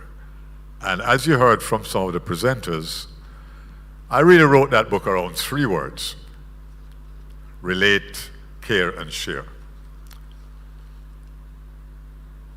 What encouraged me to write this second book? One was that I had such great rave reviews on the first book, both in Jamaica and in the diaspora. And the last time I looked at Amazon.com, the book is enjoying a rating of 4.95 out of 5. So it's almost like it's a 5-star rating. But what encouraged me more than anything else, though, were the calls I got from different people about the stories in the book that they could relate to. So somebody said to me, "Are you sure you're not writing about me?" Or, "I had a similar experience helping somebody who was mentally ill." Or, "I also wrote letters for persons who were illiterate because they trusted me." So this year, in 2022, I decided, as a sequel to the first book, to write this book called Servant Leader in Action, Transformation in Motion. But during the period while I was writing these 2 books, we were faced with a lot of events that disrupted our lives. They changed the way we work, the way we invest, the way we play, the way we do business transactions, the way we satisfy customers, and the way we balance work with the time we spend with our family and relatives. Hence, the main purpose of the book is to draw your attention to the fact that we are living in an age where disruptive forces are forcing us to transform. And so in several sections of the book, I draw your attention to those disruptive forces as they relate to organizational transformation. And the book looks at 4 major forces. The first one, of course, was the increased velocity of digitization and digitalization, and the extent to which these have overtaken our lives, especially artificial intelligence and big data. And there have been mixed reactions to these. Some persons are enjoying online banking and looking forward to cashless transactions, while others are skeptical because of the increase in cybercrime. Some persons are worried about losing their jobs to robots, and others see great opportunities for creative persons. The second force, disruptive force that I mentioned in the book, is the impact of natural disasters, hurricanes, flooding, wildfires. The issues related to the impact of climate change and global warming. And the issue of climate change is now very topical. Just Sunday, I looked at the internet and I saw an article which speaks about climate regulations are about to disrupt the global shipping. And what they are in essence saying is because the shipping industry are emitting gases that are dangerous to us, the cost of shipping is going to, rise tremendously, and it's going to affect all of us who have to receive goods from all over the world. Earlier this week, Jamaica paid attention to global warming and the whole issue of climate change. And so, in fact, there was a summit on Monday this week which spoke about climate change and how we must get ready for the journey of what they call climate departure, which means that temperatures are going to rise to an extent that we have never seen before. And there are 2 very important statements from that summit. One is that there are going to be implications for our health, the places where we work and live and play, land management, sport, and all areas of our life. And the second important statement that came out of that summit is that we have to now balance job creation and economic growth with the protection of our environment. On October 13 and 14, the Micro-University College also had a conference on climate change. And they were looking in particular at how are we going to prepare our young people, our students in education institutions to deal effectively with climate change.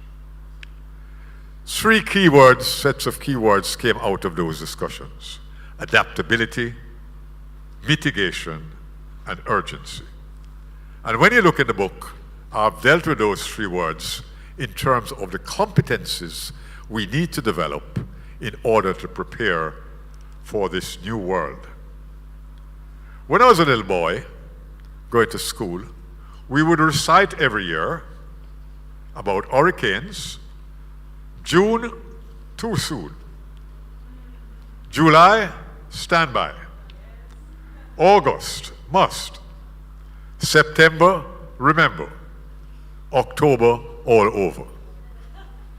Well, that no longer exists because hurricane starts earlier now than June.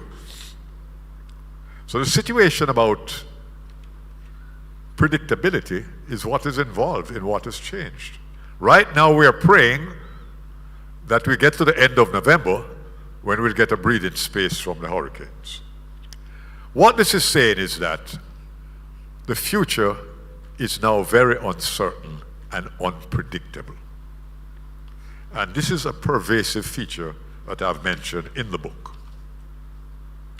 The second force that I mentioned was pandemics. We're all still into COVID-19 and its variants. And that has changed our lives dramatically. Now we have learned to work from anywhere, and we have learned to move up the learning curve of staying safe and healthy. The fourth disruptive force is that countries are fighting for global supremacy in nuclear energy, in technology and economic power. And in case we are not aware of that, we are now in the middle of the effects of the war between Russia and Ukraine.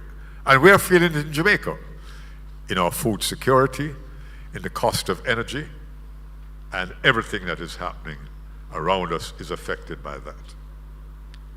So, what is the major proposition of this book? The major proposition is that all organizations, whether in the private, public, or social sector, must be engaged in transformation. And so, get ready, you have no choice. The second proposition is that it is going to take a special type of leader to take us through this transformation. And what I'm positing in this book is that that type of leader has to be a servant leader. Why do I say this? Because a servant leader uses what we call the people-centered approach to transformation. And top of that list is the empowerment of people. So in the book, I make a strong argument that transformation of organization rests on having empowered people. When you empower people, you have now set a sure platform for launching what we call organizational transformation. So the book provides compelling arguments why you should spend a lot of time on empowering your people. These arguments are based on over 50 years, not 50 years, but my years of working with over 50 organizations in Jamaica, in the CARICOM countries, and internationally. In fact, because of that, when people introduce me now, I have a new title. It's called Former, F-O-R-M-E. So I'm now the former chairman of the OEC. I'm the former technical advisor to CXC. I'm the former corporate vice president of ICD. I'm the former pro-chancellor of MICO. And I'm the former chairman of a drafting committee at ILO in Geneva. I'm grateful that today I still have a current title, which is chairman of the Best Practices Committee and the Social Stock Exchange. So thanks, Marlene, for changing my title from former to active. But what have I done with all this former experience? I've used it as a driving force to share these experiences with you. So the book is about the duty I think I have for having served, the privilege of serving over 50 organizations, to share with you what I've learned about transforming organizations. So the book provides a framework for you to be a successful servant leader in transforming organizations. And that framework, as you have heard repeatedly from the presenters, revolves around 3 servant leadership competencies and 4 critical success factors. And so what I'll just give you a synopsis of, and what I encourage you to read when you read this book, is the cardinal principles that you should adopt in using these competencies. In terms of conversational competencies, one of the things I remind you in this book is that you must remember that conversations involve the interaction of personalities. It's my personality interacting with your personality when we have a conversation. And because of that, I have to be aware of a number of things. First of all, as you have heard, I have to pay close attention to listening to you. The other thing I have to pay attention to is the content of what you say. And the third thing is I must pay attention to your body language, especially your facial expressions. Early in my working career, I used to run special sessions in facial expressions in schools across Jamaica, because I was pointing out to teachers that if you focus on the facial expression of your students, it will help you to detect sight problems, hearing problems, and learning problems. One of the interesting sessions that I ran in facial expressions was for the School of Drama at the Edna Manley College. Now, somehow my expertise in facial expressions preceded me. So when I arrived the morning, all the actors and actresses from the drama school were in dark glasses. They didn't want me to see their face and their eyes, because your eyes tell a lot about you. So don't get nervous when you see me next and I'm looking into your eyes, because your eyes tell you a lot about you. In terms of emotional intelligence, pay attention to the fact that people have fears and concerns, because you are inviting them to enter what we call the uncharted waters of radical changes. And that's not easy. The second thing is to realize is that you're dealing with people in different age groups in your organization, from Generation Z to millennials to Generation X to old people like me. And each of those age groups have different perspectives about life and different reactions to change. And I've mentioned some of these in the book. Some persons say, this too shall pass, so don't worry about it. Other persons get into a state of anxiety and depression. Others plan carefully and plot scenarios and use expressions like, let us build back better. In the area of strategic thinking, as Earl mentioned, I pay a lot of attention to data that you collect to inform you. And one of the areas that I mentioned a lot was big data. Information is coming to us fast and furious, and in a variety of ways. What do we do with all this? So what I say to transformational servant leaders now is that you have to start to understand big data, and you have to understand things like data analytics. Fortunately, although Naomi knows me as an HR person, my original field was really mathematics and physics. But early in my working career, I realized that it's not numbers that run organizations, it's people.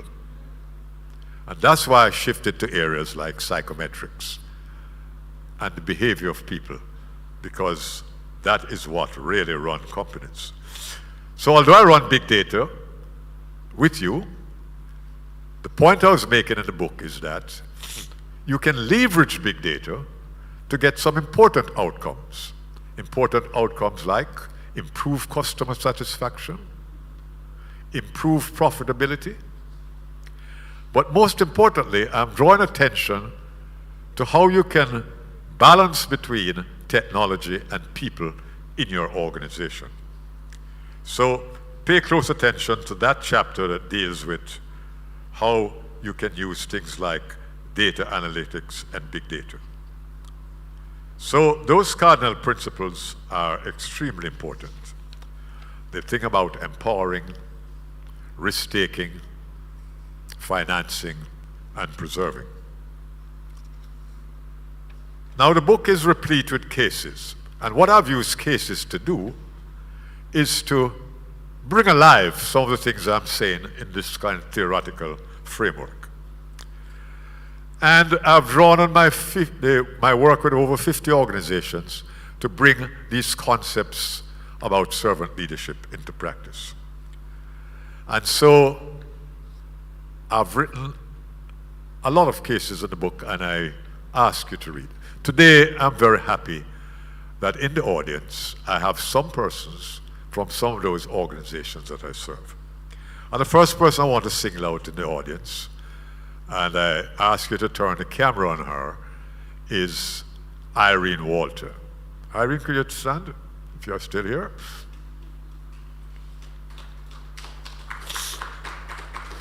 Now, Irene Walter, I consider as the foundation member of this Caribbean Examinations Council. And every student here will know about CXC. You can sit, Irene. But Irene is somewhat like Marlene, who I met later in life. Irene was my classmate in the 60s at UWI. And when I finished my doctorate in psychometrics, I had 6 weeks vacation leave, thanks to the British. They had this thing that after you study, you should get 6 weeks leave. The reason for that is that mostly expatriates from England who are working in our system, they need a week to travel by boat back to England. They need another week by boat to come back. So the 6 weeks really meant that they only had a few weeks to really enjoy themselves. And then Irene Walter heard that I was on leave. CXC was just starting, and asked me to go to Barbados to engage people in the first item writing workshop. And today, those workshops have led to CXC examinations that students now sit. But I didn't go because Irene invited me to go, but because I've never been to Barbados, and I heard that the workshop was going to be at Sam Lord's Castle, one of the big, nice properties in Barbados. So I thought I was going to go on a lime, as they say in Trinidad. So Irene didn't really come to help CXC to get started. It really came for the lime. But 42 years later, I was still an advisor to CXC. And one of the things I brought out in that case was the importance of conversations. A range of conversations we had to have in those early years, because we were challenging Cambridge and London, which people were accustomed to create something that was Caribbean-centric. And what I'm happy to see, Irene, is that the persons we have had those conversations with, there are only 3 of us that are left alive. Irene, Sir Roy Auger, and myself. And so that's why I'm delighted to see Irene today. I'm glad that Dr. Pinnock has made it as well, because I spent 36 years as a servant leader helping Michael to move through its paces as an outstanding institution in this country. So the cases are around organizations that I actually served. Now, I also include stories in the book. And one of my favorite stories, which I would like you to read, is when I worked just up the road from here at the ICD group. And each morning, you know, we are in the middle of an inner city community called Southside. And each morning, a gentleman who decided that he wouldn't work, he would just beg his way through life, would greet me. And depending on how he greets me, I know how much he was begging. So if he says, "Good morning, Doc," I know he wants $100. If he says, "Good morning, Father Ying," I know he needs $1,000. Sorry, $500. If he greets me and says, "My father," I know he needs $1,000. What that taught me was the importance of listening to what people say and the gestures they make, because those convey something to you. So that was another way in my book. The next story in the book that I encourage you to read is my experience internationally. I learned the meaning of 2 words: organized, and provided. And this is in the context of meals. After you work very hard on an international assignment, they also say to you, meals are organized. What that means is that the meals are provided, but you have to pay for it. Provided means the meal is provided and there's no cost to you. Well, a number of my colleagues thanked me very much later in life when we went on an international diaspora mission to explain to them the difference between the two words, because if you don't, you will incur costs that you didn't plan for. The most I will tell you is that there's a great difference between paying for steak and lobster from just a cup of soup with some crackers. So the moral of the story is, know the difference between organized and provided. I end the book by some reflections and my guiding philosophy about servant leadership. And there are three important reflections that I encourage you to read the book. The first reflection was the importance of lifelong learning. The world is changing rapidly, and therefore we have to adapt and we have to constantly come up with creative and divergent thinking. And lifelong learning prepares us to deal with this continuous change. The second thing is that we must pay attention to listening to people, because visioning is very important. We have to paint a picture. People don't know what a transformed organization is going to look like. So you have to give them this mental image of what it's going to be.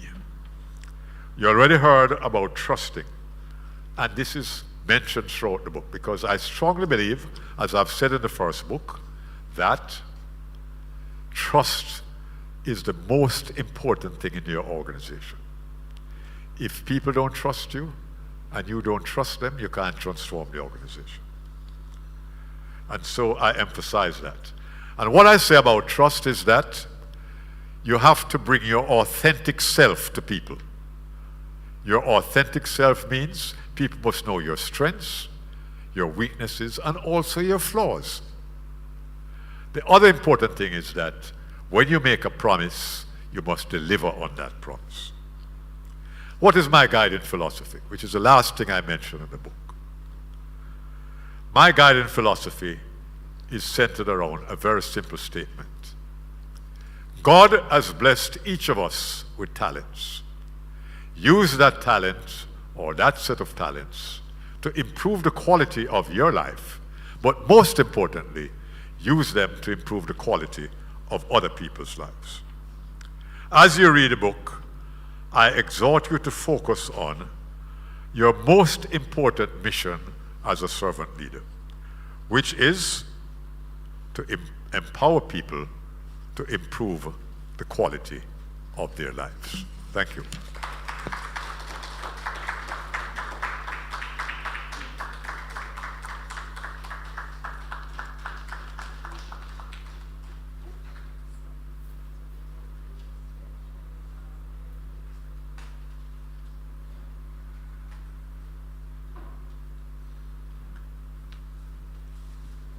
Well done, but again, the legacy goes before, and you can see through the number of examples, the quality in terms of what has been done. Another round of applause for Professor Ying as he wraps up. There are now some special book presentations that will be made. May I ask you to just have a seat? And Ms. Keisha Myers from the National Library Service. Keisha is the Manager of Collections and Documentation, I believe, at the Jamaica Library Service. If you could come right in the center so Prof could formally make a presentation to you. So the Jamaica Library Service will get copies of the book for persons, right there, I beg your pardon, the National Library of Jamaica. I beg your pardon. So we do it right in the center here. Yes, you're going to read? Okay, go ahead. I think it's very important to read what I've put in my autograph to this book. And Keisha, I trust that this book will add value to the process that you're carrying out, which is very important, a very important mission, which is to preserve the culture, the knowledge and creativity of our people in Jamaica, which is the role of the National Library.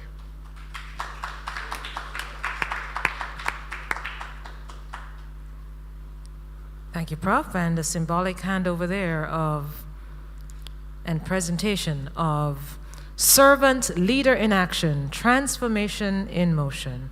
And Prof, once again. Keisha?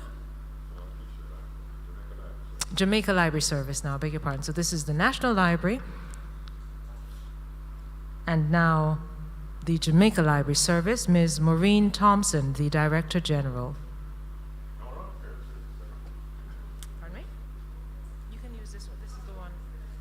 So you have this one. Perfect. One, two? No? Okay.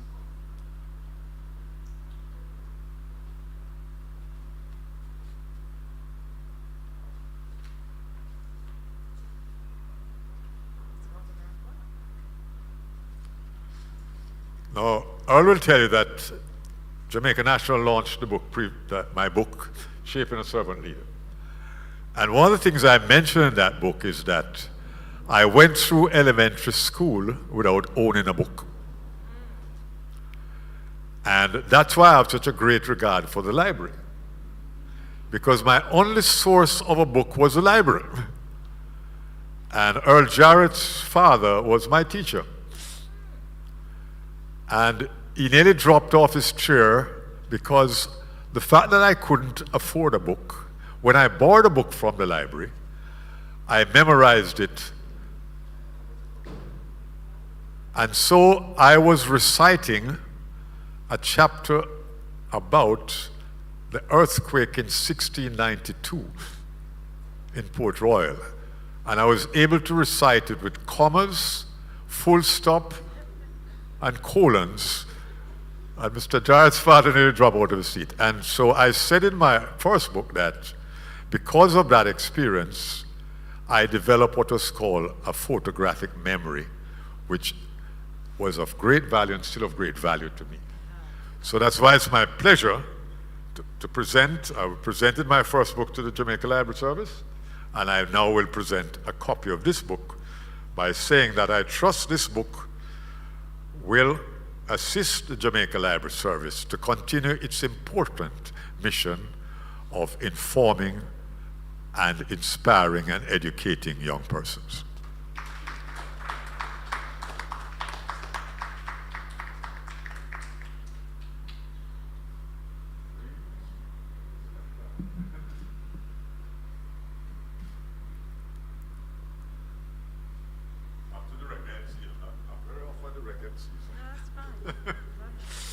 I'm going to ask the presenters for us just to do a photo op with them. They were so very good in terms, those that are present actually. We'll just do a token presentation to them. They each have a copy of the book. And so we'll take them in order of how they are present. So we'll take Alfred Thomas first, followed by Mr. Fosrich. So bring a copy of the book. We're going to bring the copy of the book. We'll take a photograph of that. That will be followed by Marlene Street Forest. Any other presenter present? And Dr. Pinnock from Micro. All right. Sure, go ahead. They already got their copies already. All right, so we'll do individual photos, and then right after we'll do a group photo with Professor Ying and all those who have received copies. All right. This is for his archives as well as for the history books.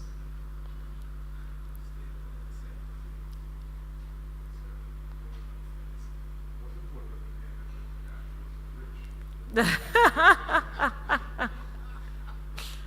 can't can't repeat that one too loudly. Dr. Street Forest. Yes.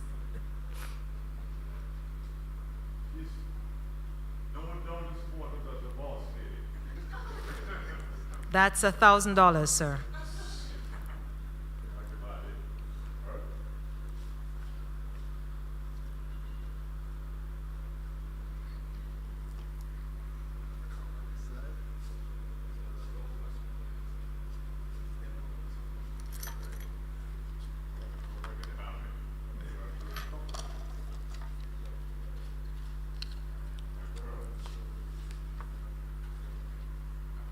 And the Micro University College.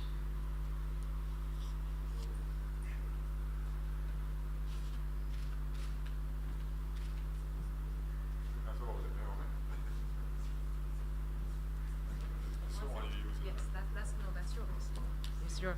It has in has it in the hardback as well. From the Mona School of Business, Dr. David McBean. Dr. McBean is a professor, is it? Yes. And so the representative from the Mona School of Business, if you'd come, yes. So his representative is here, and we can present that copy to the Mona School of Business. Prof, if you can go right back there for me. No, it would be here. Pardon me? Janice Henlin, Miss Henlin.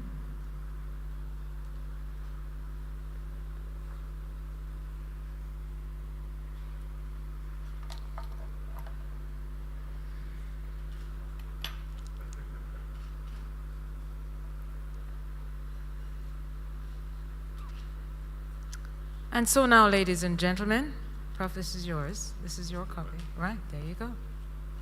Indeed, the hardback version. And so, ladies and gentlemen, you've been brilliant. Immediately after, we will have the autograph session, so you will get your personalized autographed copy of the book. May I thank you for being a fantastic audience. We took 2 hours and 8 minutes to complete this very, very lovely function. Really, really, I want to thank you, and thank you all for inspiring Jamaica. Thank you certainly for ensuring that we have thought leadership that will propel the next generation to do even better than we are today. Have a beautiful day, everybody, and see you next time.